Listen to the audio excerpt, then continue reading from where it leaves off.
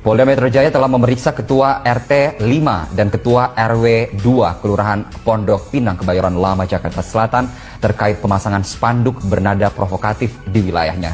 Kini seluruh spanduk tersebut telah diturunkan, berpotensi memicu gesekan jelang putaran kedua Pilkada DKI Jakarta.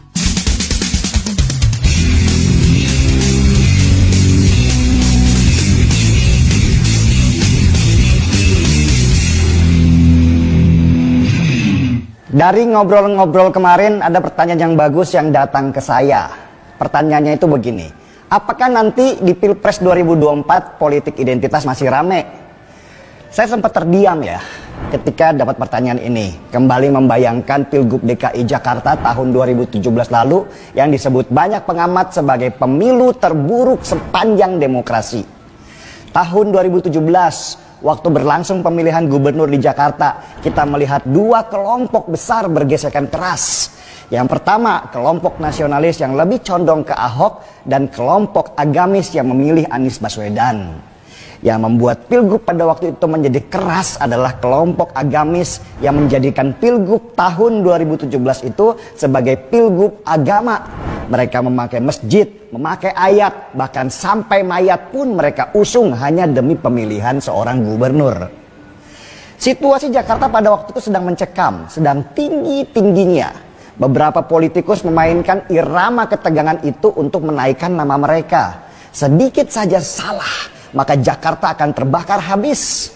Bahkan ada bisik-bisik yang saya dengar dari beberapa pedagang kaki lima, kalau Ahok menang Pilgub, maka Jakarta akan hancur oleh preman-preman dan ormas yang dikerahkan untuk memenangkan Anies dengan segala cara. Ngerilah pokoknya. Dan tensi tinggi mencapai puncaknya ketika mereka melakukan demo besar yang mereka namakan 212 dan mengakibatkan Ahok masuk penjara. Politik identitas itu memang berbahaya sekali karena menjadikan sebuah pemilu tidak lagi demokratis.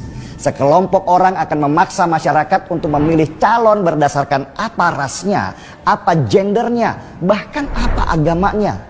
Nggak ada lagi nilai-nilai kebangsaan kalau semua anak bangsa boleh menjadi calon pemimpin.